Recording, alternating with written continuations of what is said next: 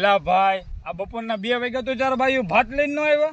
એલા હવે મોટા ભાઈ હવે કાક બાયુને ઘરે કામ કેટલા હોય. એલા ભાઈ કામ તો હંધી બાયુને હોય પણ તારી બાઈ કાંઈ નોખી નવાઈની નથી કાંઈ.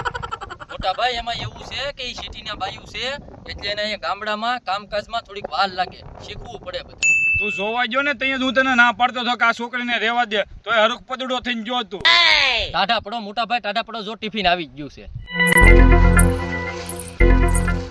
આલ્યો મોટા ભાઈ આ તમારું ટિફિન, અને મારું ટિફિન મારા બાયુ ઝૂંપડીયા મેક્યું છે તો હું મારા બાયુ ના જમી લેવું. હા તો હવે બાઈ વાળો થઈ ગયો ને એટલે બાઈ વાળે જમવા બે ને, કેમ તો તારા ટિફિનમાં સારું સારું હોય, અમારા ટિફિનમાં શાક રોટલી જ હોય. નહીં મોટા ભાઈ કાંઈ એવું નથી, બે ભાઈના ટિફિનમાં હરખું છે. તમે જમી લો અને તમને ખબર ન પડે, તમારે બાયુ નથી એટલે તમને ખબર ન પડે, બાયુને એને જમવું પડે.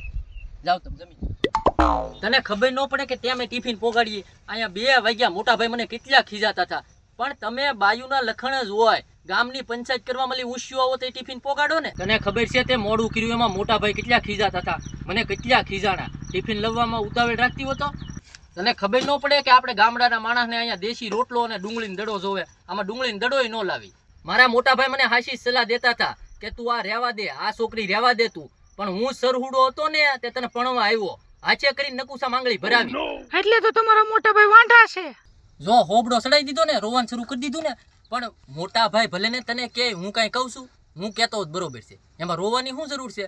હાલ મારે નાકું ભરાઈ ગયું છે, હું પાણી વાળવા જાઉં અને આ ટિફિન લઈને તું ઘેરે જા અને જે ઘરનું કામ હોય એ કહે, બરોબર? હાલ હું નાકું વાળતો હોઉં.